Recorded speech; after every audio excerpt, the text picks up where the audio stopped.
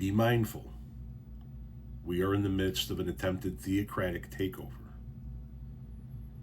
The Republican Party leadership of 2025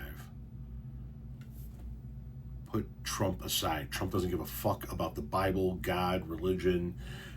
He uses that as a fucking prop. The elected Republicans in Congress and in the governor's mansions and in the state houses in 2025, the ones that are rising up to power, they're Christian nationalists.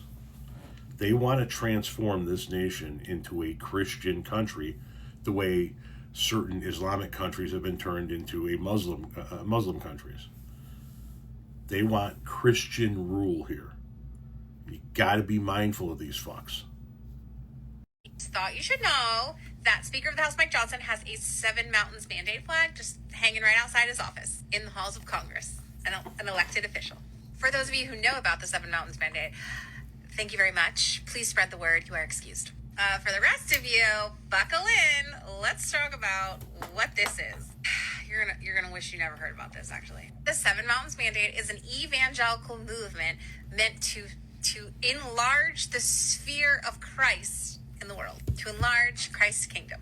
It is most popular in charismatic, Pentecostal, far right evangelical spheres. The TLDR of it all is that essentially Christianity has been removed or left out of key spheres in our society, and they're going to put it back to hasten the coming of Christ. So these are the sectors of our society that they want to infiltrate: education, religion, family, business, government and military, arts and entertainment, and media. I'm going to let you pause this right here just for a minute and start to think about some far-right groups that you know that have embedded themselves in some of these categories. You already know who they are. Okay, so their thinking is that these are the major areas that impact how people think and behave. So in order to change society, in order to move people to Christ, they need to infiltrate these areas, to transform them. They're going to use terminology like occupying the mountains, or invading the culture,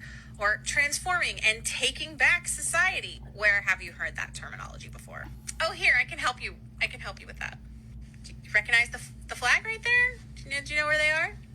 So no surprises, Planned Parenthood is part of this strategy. They want to come into education and completely decimate it so they can build it back up, privatized and Christianized. Christianized? I'm fine with that word choice if you are. We can talk more about this at length and the dangers and threats from that, but just in the meantime, I want to point out that this is from a Rolling Stone article written by Bradley Onishki and Matthew Taylor. So if you want to do more reading on it, you can check that out. Also, shout out to the Tennessee Holler, because that's how I found out about this article. So that's not great, but...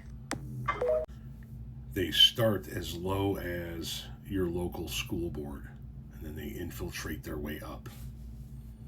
Pay attention.